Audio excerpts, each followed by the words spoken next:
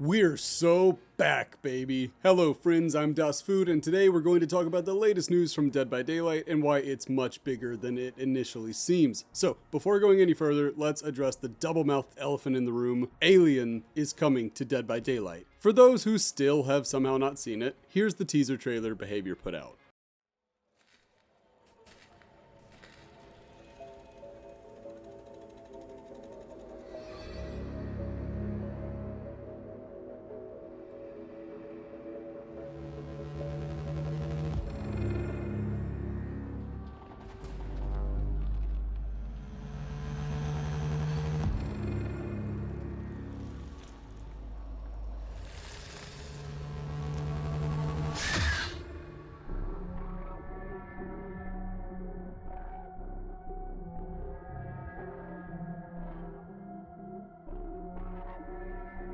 This is obviously and undeniably a big deal on its own merit. Alien is one of the most prestigious, famous, and culturally important franchises in the history of horror, no matter how much they try to ruin it. That is one big pile of shit.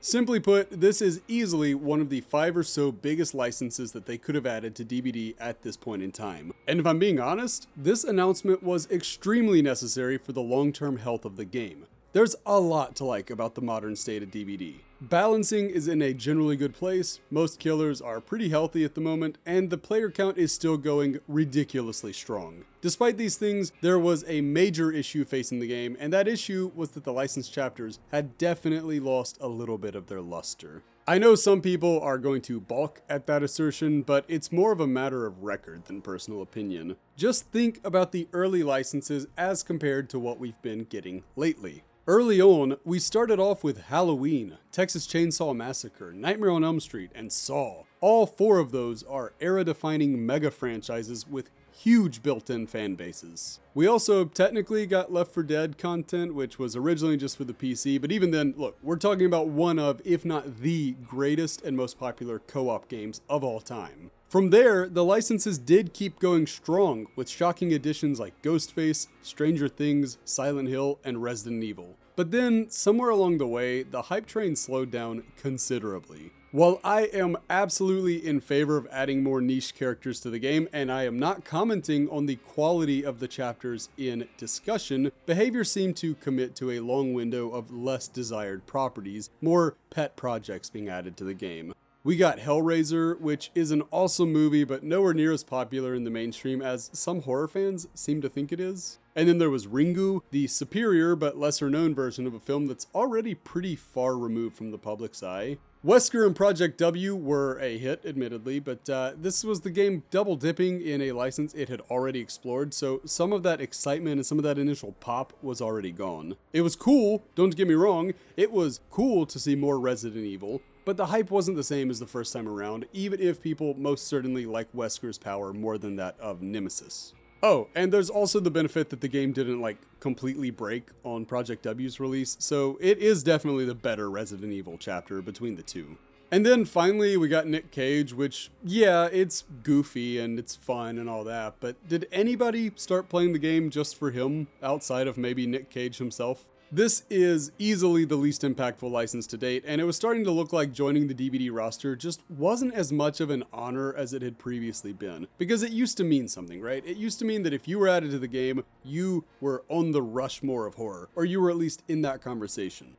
But now we were having, again, Nick Cage had been added, so I don't know. Long story short, the game was in a major rut from a hype standpoint and needed something to reinvigorate the fan base. We needed the type of license that makes people say, no way, I can't believe they added that. The type where casuals flood the game, which I know, some people treat that like it's a bad word, like, oh no, not casuals. Games need casuals. You need them. We need the type of thing where a true icon of the genre is added to the ranks. We needed an A-lister, but the issue is that there are only so many properties that can truly fit that billing. Predator, Friday the 13th, and a few others do come to mind, but Alien is definitely part of that conversation. The Xenomorph is debatably the greatest movie monster of all time, and the original 1979 film is one of the scariest sci-fi films ever made.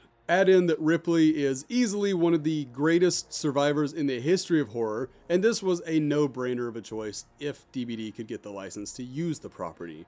Now that everything is confirmed, it's safe to say the licensing rut is officially broken. This chapter should, by all means, put fire in players' bellies and lead to a spike in interest in the game.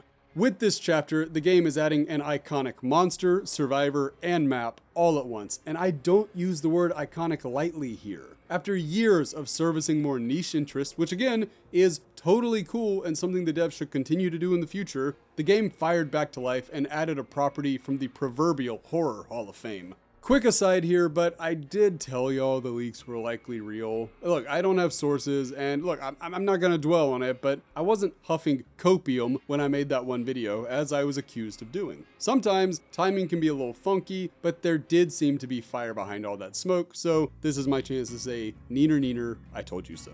Speaking of smoking fires, let's not be so quick as to forget that the other license coming this year has also been promised to be another capital L license, like Alien. Per the developers themselves, Year 8 is going to have 2 license chapters, and both of them are going to be massive IPs. Assuming they haven't misjudged the popularity of whatever comes next, that means we're looking at the possibility for the greatest year in the history of Dead by Daylight. Already, the projection is clear that Year 8 is going to absolutely smoke Year 7 in terms of quality. Year 7 gave us Roots of Dread, which was a decent original chapter, Project W, a good licensed chapter, Forged in Fog, a subpar original, and Tools of Torment, an abysmal failure on nearly every level. It was one of the weakest years in the game's lifetime in regards to added content, and there's no doubt the devs knew they needed to top it this time around.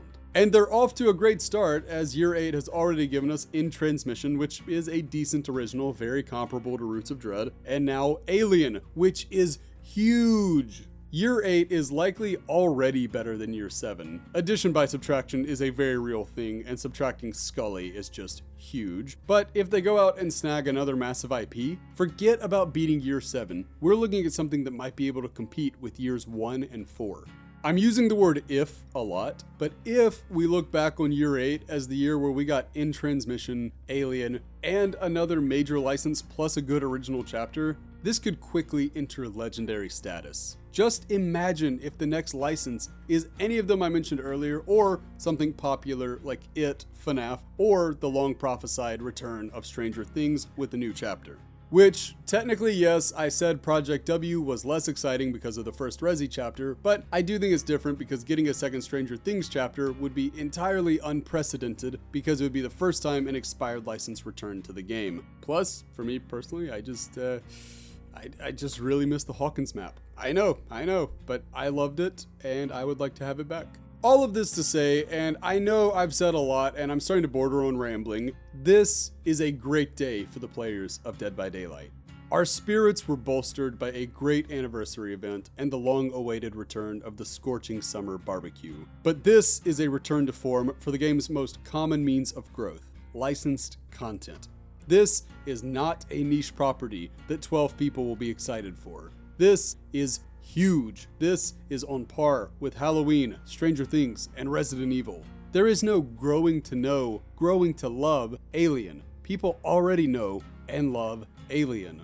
And if they do what we know they want to do and they add the Xenomorph's cousin to the game, the Yautja, the Predator, forget about it. This is a golden age, right? This is Civ 6 and we just hit a golden age. And all the other leaders are sending us passive-aggressive messages. Maybe a dark age is just around the corner. You never know, right? One day you're living it up in Rome, and then boom, Rome's been sacked. It happens. But this feels like the start of a golden age for the game. At the very least, we're getting an awesome chapter, and things are great at the moment. So, from the bottom of my heart, I just want to say thank you to the devs. Great job. Y'all killed it with this one, and I'm very excited to see where the game goes from here. But that's my spiel. Go on, let me know down in the comments below. How do you feel about Alien? What do you hope the other major license is? Am I being bought out by big behavior and I'm just a shill for them? No, by the way, they don't talk to me, but hey, the line's opening. If they want to give me like a purple Twitch shirt or something, that'd be cool. Speaking of Twitch, I do have a channel. Go check that out, DOS_food. But either way, let me know down below how you feel. Hope you're having a lovely day wherever you are. And until next video, I've been DOS_food. Bye, friends. I've been dreaming on in my head like I've seen it. A life worth living is a life with meaning. I'll do what I love till my heart stops beating. I'm feeding this demon. Got a taste, can't erase bitterness in my